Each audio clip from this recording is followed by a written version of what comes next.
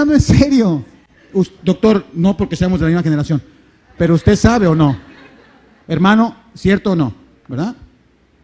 Héctor, le decían el dandy cuando fumaba. Sí. Entonces, esas cosas se van, desaparecen. Lo que se siente, lo que se experimenta, desaparece. ¿Sí? Entonces, a lo que se refiere aquí cuando dice vino es a eso. Entonces dice, en lugar de embriagarte con eso, embriágate del Espíritu. Sé lleno del Espíritu. ¿Y eso cómo? Mucho se habla de eso, ¿o no? ¿Quién sí sabe cómo llenarse del Espíritu? Porque mire, hay personas que manifiestan que están llenas del Espíritu. Se les ve en su forma de ser, en su comportamiento, sus actitudes, son íntegras. Se les ve. O sea, ellos se comportan así como se comportan en su casa, solos, en lo más privado, se comportan en el público. Y así como se comportan en el público, son genuinos en su casa. Correctos. Sí hay, ¿eh? Ok, eso se ve, pero ¿cómo se logra? ¿Cómo se llena uno del Espíritu? Si no lo sabe, hoy se le va a revelar. ¿Quieres saber? ¿Quieres saber?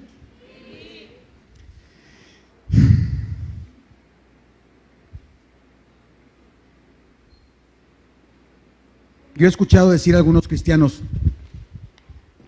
hay que reconocer tres cosas, pero lo primero que tengo que decir es esto. Yo he escuchado a algunos cristianos que dicen que al orar piden porque les sea derramado el Espíritu. Y yo pienso, la Biblia dice que ya fue derramado el Espíritu. Ya lo tiene. ¿Por qué pedimos por esas cosas? Hay otra. Hay gente que pide, Señor, dame más de tu Espíritu. Como que si Dios lo diera dosificado. Dios lo da todo. ¿Sí se ha puesto a pensar en eso? Se pone a reflexiona en lo que está orando. Lo primero que tenemos que reconocer para poder aprender a ser llenos del Espíritu es entender que yo ya tengo el Espíritu. Al menos si usted es alguien que genuinamente se arrepintió del pasado, de su estilo de vida, de sus acciones, reconoció su pecado y decidió entregar su vida a Cristo. Si usted hizo eso, la Biblia dice que usted ya fue sellado y el Espíritu de Dios mora en usted. Pero todavía hay gente que pide, dame de tu Espíritu. De hecho, hace unas semanas conocí a una persona que vino a la congregación y me dijo, ya no voy a venir. ¿Por qué? Porque aquí no se derrama el Espíritu. Ups, te hablan. Yo ya tengo el Espíritu, ¿no lo tiene usted? Tiene que ver eso, tiene que reconocer eso, ¿sí? Mire, vamos a Romanos 8:9 para confirmar esto. Romanos 8:9 dice así: mas vosotros, o sea nosotros, no vivís según la carne, sino según el Espíritu, si es que el Espíritu de Dios mora en vosotros. Y si alguno no tiene el Espíritu de Cristo, entonces, ¿cuántos de aquí sí somos cristianos? Si usted no lo es, no se preocupe, no se asuste, esta es su oportunidad. Escuche, y quizás el Espíritu le dé convicción de pecado y usted decida rendirse ante Dios, ¿sí? Ojalá que así sea, ¿sí? Entonces, 1 Corintios 6:19.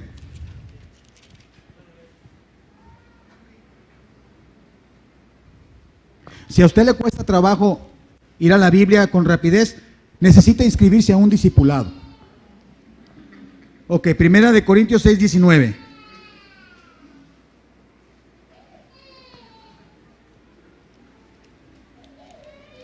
¿Listos? Dice, ¿o ignoráis que vuestro cuerpo es templo del Espíritu Santo, el cual está en vosotros, el cual tenéis de Dios y no sois vuestros? Una afirmación más de que si estoy arrepentido genuinamente, yo tengo el Espíritu Santo. Ahí está. ¿Ok? Y queremos aprender a cómo llenarme del Espíritu Santo. ¿Cómo se hace eso? No es lo mismo tener al Espíritu Santo ahí latente a estar lleno del Espíritu Santo. ¿Sí? Dice aquí, estoy en el... ¿Cómo sabemos? Ya tengo el Espíritu. ¿Cómo sabemos que genuinamente ese Espíritu es de Jesús? Si eso fuera cierto, si eso es cierto, Jesús vive en nosotros. Piense. Jesús mismo está en nosotros. ¿Cómo sabemos eso? ¿Cómo lo podemos comprobar? Vamos a ver Juan 14, 16 al 18. Juan 14, 16 al 18.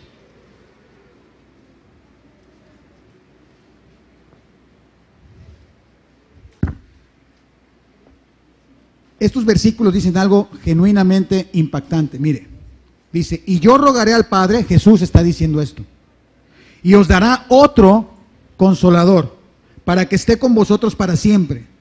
El Espíritu de verdad, el cual el mundo no puede recibir porque no le ve ni le conoce, pero vosotros le conocéis porque mora con vosotros y estará con vosotros. No os dejaré huérfanos, vendré a vosotros. Aquí hay algo muy, muy impactante. Él dice, Jesús dijo que cuando se fuera enviaría a otro consolador. En el griego original, el otro tiene dos significados. Una es alos y otra es heteros. Si yo le dijera, mira, esta es mi Biblia, ¿sí? Dame heteros biblos en griego. Usted me podría dar cualquier otro libro. Pero si yo le dijera, dame alos biblos, me tendría que dar una Biblia exactamente igual que esta, con los post-its que yo tengo, esta cintilla, los subrayados, las rasgaduras, las mordidas de mi hijo que ya tiene, todo eso tendría que ser un clon. Y de eso es lo que está hablando Jesús cuando dice otro. Eso nos confirma que el Espíritu que tenemos, ¿de quién es? Entonces, ¿quién vive en mí? En usted. Jesús. Tiene que entender eso para poder saber cómo llenarse de Él. ¿De acuerdo? Eso es lo primero. Ahora, lo segundo que tenemos que reconocer para aprender a ser llenos del Espíritu es que Jesús, el Espíritu, es poder. Mire, habemos muchos cristianos, genuinamente cristianos, que andamos deambulando por el mundo diciendo que somos cristianos, pero que no, pero yo no tengo poder para evangelizar. Yo no tengo poder para hacer esto. Yo no tengo poder para dejar este vicio. Yo no tengo poder para dejar este mal hábito. Yo no tengo poder para no caer en tentación. ¿Sí? ¿Le ha pasado que a veces caemos en el mismo error muchas veces y dice uno, bueno, ¿qué me pasa? Aparte de la frustración, ¿se enoja uno o no? Y entonces más. Bueno, tenemos que entender que el Espíritu de Dios, el Espíritu de Jesús, es poder. Y si Jesús vivo en mí, ¿qué tengo? Su poder. Ahora, trate de explicarse cuál es el poder de Jesús. ¿Cómo lo explica? Pero ese poder, Juan dice, al principio era Dios y el Verbo estaba con Dios. El Verbo es Jesús. Y el Verbo hizo todo. Ese poder en Jesús está en nosotros. En Jesús, no en mí. Porque Jesús vive en mí, ¿correcto? Piensa en eso, porque vamos a llegar a un punto magnífico. ¿Está listo?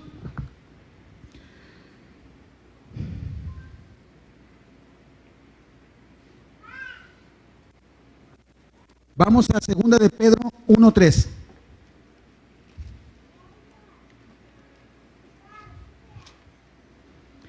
No solo es poder, mire, escuche esto. 2 de Pedro 1:3. ¿Listos? Dice así: como todas las cosas que pertenecen a la vida y a la piedad nos han sido dadas por su divino poder, mediante el conocimiento de aquel que nos llamó por su gloria y excelencia. ¿Qué está diciendo Pedro? Todas las cosas nos han sido dadas. ¿Qué nos falta? Entonces somos personas ¿qué? Completas. Ya no nos falta nada. Tenemos a Jesús con su poder y no nos falta. Si entendemos eso, vamos a poder saber y aprender cómo llenar nuestro espíritu, nosotros mismos de su espíritu. Lo tercero que tenemos que hacer es, ya no es aprender algo, tenemos que desencadenar ese poder.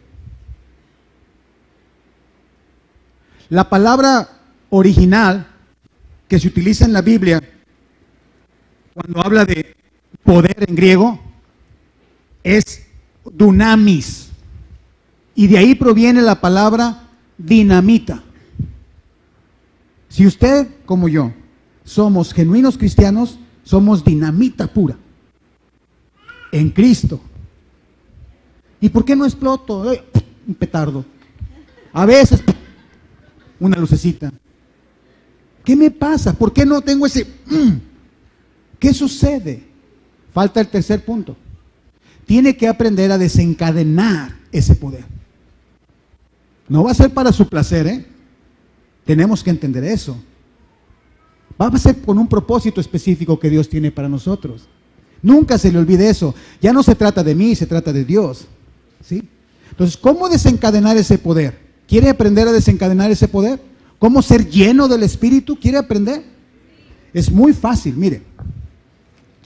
Voy a hacer un ejemplo con el cual le voy a ilustrar cómo se llena uno del Espíritu. Yo le llamo a esto la teología de la efervescencia o la teología del Alka-Seltzer. ¿Lo conoce el Alka-Seltzer?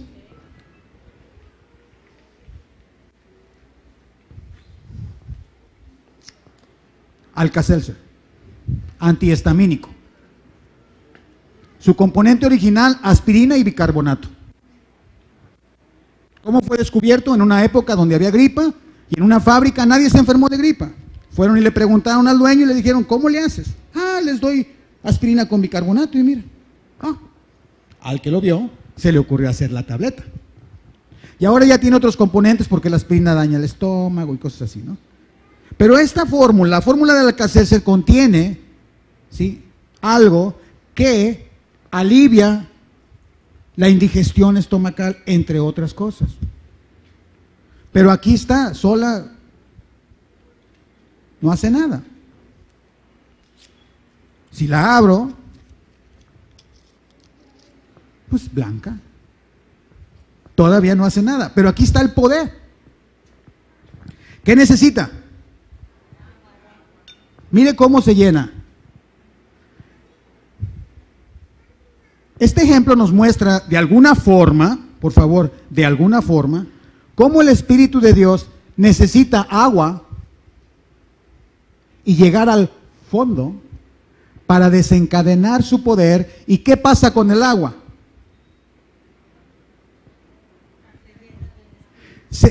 ¿Dónde está el Alka-Seltzer? No, ¿dónde está? En el agua. ¿Sí? ¿Es la misma agua? ¿Se fue el Alka-Seltzer en algún lugar? ¿Dónde está el Alka-Seltzer? Se desencadenó su poder y ahora yo lo puedo tomar. ¿Y qué va a hacer? ¿Qué más? ¿Pero qué necesita? Agua y llegar al fondo. Usted y yo tenemos el Espíritu de Dios. Es poder. Y para desencadenar ese poder